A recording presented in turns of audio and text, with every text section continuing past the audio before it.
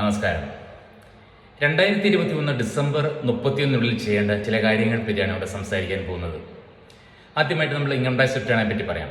Income tax return കഴിഞ്ഞ സാമ്പത്തിക വർഷത്തെ 2022-23 സാമ്പത്തിക വർഷത്തെ റിട്ടേൺ ഇതും ഫയൽ ചെയ്തിട്ടില്ലെങ്കിൽ അവർക്കുള്ള ലാസ്റ്റ് ഡേറ്റ് എന്ന് പറയുന്നത് ഡിസംബർ 31, 2023 ആണ്.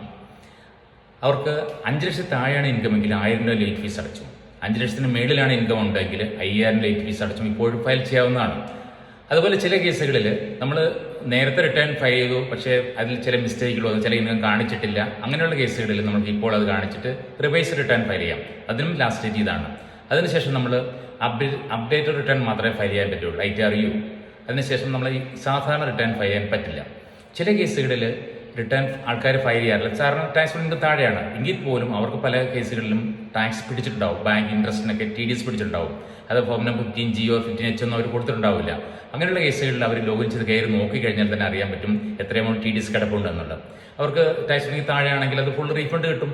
പക്ഷേ അങ്ങനെ കിട്ടണമെങ്കിൽ പോലും അവർ ഡിസംബർ 31 ഫയൽ ചെയ്യേണ്ടതുണ്ട്. അതിനുശേഷം ഫയൽ ചെയ്തിട്ട് കാര്യമില്ല, സാറിന് കിട്ടത്തില്ല.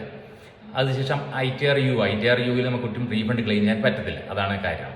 ഇനി നമുക്ക് GSTയെ പറ്റി പറയാം. GST ടേൺ ഓവർ എന്ന് പറയുന്നത് ഒരു സാമ്പത്തിക വർഷം 2 കോടിയിൽ മുകളിലാണെങ്കിൽ നമ്മൾ ആനുവൽ റിട്ടേൺ GSTR 9 ഫയൽ ചെയ്യേണ്ടതുണ്ട്.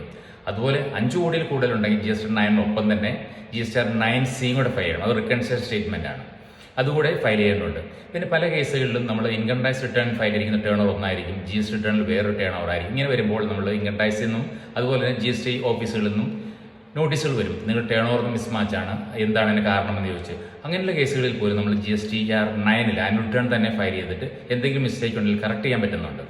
ഇത് ടേൺ ഓവർ 2 കോടി താഴെയാണെങ്കിൽ പോലും തമ്മിൽ വേരിയേഷൻ ഉണ്ടെങ്കിൽ ചിലപ്പോൾ ഒരു നോൺ GST ടേൺ ഓവർ കാണിക്കാത്തതുകൊണ്ടും ഒക്കെ ആയിരിക്കാം. അങ്ങനെയുള്ള കേസുകൾ അത് കാണിച്ച് റിട്ടേൺ ഫയൽ ചെയ്ത് രണ്ടും ഒരുപോലെ ആക്കാൻ പറ്റും. അതുപോലെ തന്നെ റിക്കൺസിലേഷൻ നമ്മൾ സ്റ്റേറ്റ്മെന്റ് ഉണ്ടാക്കി വെക്കുകയും ചെയ്യാം. ഭാവിയിൽ എന്തെങ്കിലും നോട്ടീസുകൾ വന്നു കഴിഞ്ഞാൽ നമുക്ക് അന്ന് അവിടെ പ്രൊഡ്യൂസ് ചെയ്ത് അതിൽ നിന്ന് രക്ഷപ്പെടാം. അതുകൊണ്ട് പ്രത്യേകം ശ്രദ്ധിക്കുക. ഡിസംബർ 31, 2021.